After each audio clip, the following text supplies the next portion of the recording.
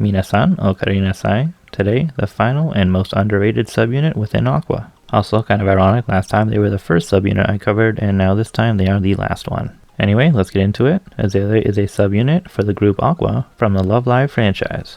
The unit has 3 members: Kanan Matsura, played by Nanaka Sua, Daya Kurosawa, played by Arisa Komiya, and Hanamaru Kunikita, played by Kanako Takatsuki. Their style of music can be considered electronica with hints of techno. The group was formed throughout multiple phases. In December of 2015, 6 different configurations were offered to be chosen from, meaning the group could have been like Kanan, Yohane, and Chika, or any 3 other girls. In January of 2016, the unit compositions were revealed and people were asked to submit names for them.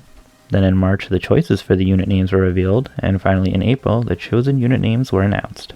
Many of the name submissions had meanings emphasizing elegance, gentleness, and the traditional image that the members have. Some other highlighted names would be Peony and Canaria, that first one being another flower like their actual name, and the other being the name of a Vocaloid producer who helped make the popular song King, that literally everybody covers. Kind of ironic, he chose the name Canaria years after Azalea's debut, then making a song titled King the nickname of one of the members. Their name was taken from the prefecture flower of Shizuoka, the Azalea. In flower language, it means patient or modest, which reflects the image of the unit, with them usually being the calm, chill subunit, compared to the other 2 loud units. When the group comes on stage and introduces themselves, they follow with "Blooming with the joy of love, we are Azalea."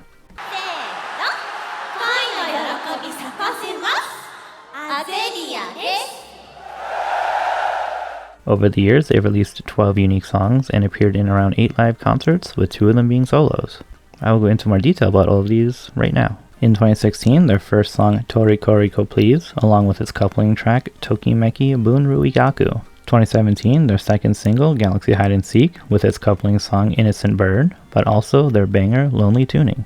They were at Aqua's first live on February 25th and 26th, then at Aqua's second live tour on August 5th, 6th, 19th, and 20th, then September 29th and 30th. 2018, only one new song, Sotsukyo Desne. But they were at the Hakodate Unit Carnival hosted by Saint Snow on April 27th and 28th. In 2019, 3 brand new bangers, Amazing Travel DNA, Kuchu Renai Ron, and Maze Sakai, and they performed 1 song on each day during Aqua's 5th live on June 8th and 9th. 2020, they appeared at the LoveLive 9th Anniversary Festival on July 18th and 19th. Then at Aqua's online Lost World Live, performing all 3 of their new singles, while the other subunits only did the title tracks of their new albums. Azalea got to do all 3 because their first full live was cancelled due to the pandemic.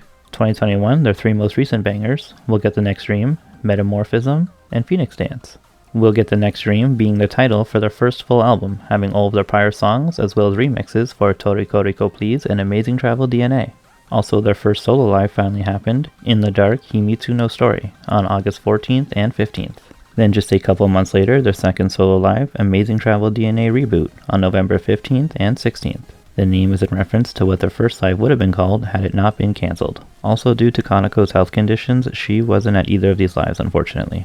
No appearances in 2022 yet, and I doubt they will overall since it's nearing the final quarter of the year. Also, no announcements yet for the next year that involve the subunits at least. Aqua does have a few concerts lined up for February and March. I'm going to go ahead and assume we'll see the units at least one of these. As with all the Aqua subunits, they have around 13 covers of Aqua original songs, and I'm going to list them all, so let's go.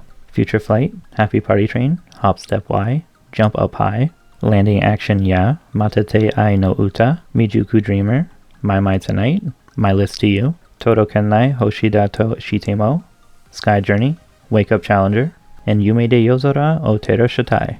Unfortunately, since these were all performed during Azalea's solo lives, we haven't heard King-chan in any of these.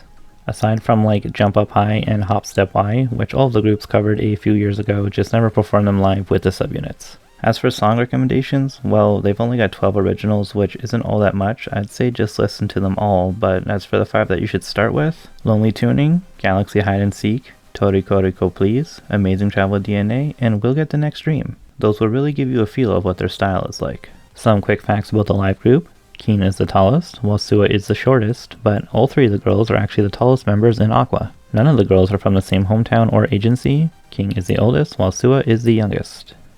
Just like their heights. But Sua and Arisa are actually the same age. Komiya is just born 9 months earlier. Now to talk about the animated ladies. Kanan and Daya are the same height, making Hanamaru the shortest. Also, she's actually the shortest in Aqua as a whole.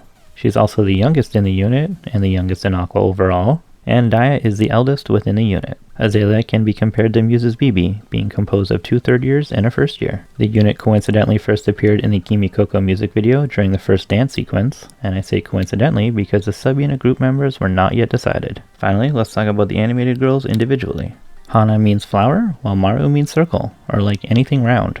This is so very fitting for her being in the flower subunit, and her call and response having the word Maru, while making a circle. Her last name is just as fitting, Kuni meaning country, Ki meaning tree, and Da meaning field. This is all reflecting of her countryside origins. Unlike the rest of Aqua, Hanamaru wears a yellow cardigan in her winter uniform, similar to Nico Yazawa wearing her pink cardigan as part of her summer uniform in the original LoveLive series. Hanamaru is the fictional artist of Maru's 4 Koma, a 4-frame comic strip detailing Aqua's activities that started serialization in Dengeki G's magazine of October in 2015. In real life, her home is based on the Raikoji Temple. Yohane refers to her as Zura Maru, as a reference to Maru's habit of saying Zura in her sentences. Apparently in the game, Niji's Aichan also calls her this. Kurosawa means black marsh, like a gloomy swamp, very fitting of Daya One-chan. Daya is short for diamond, by the way. All of the girls in their family are named after gemstones. In real life, the Kurosawa mansion is based on the Okawa mansion, which has been designated as a cultural heritage property of Numazu since the Edo period. She is a fan of Muse, with her favorite member being Ellie. Funny enough, both of them are 3rd years and the student council president.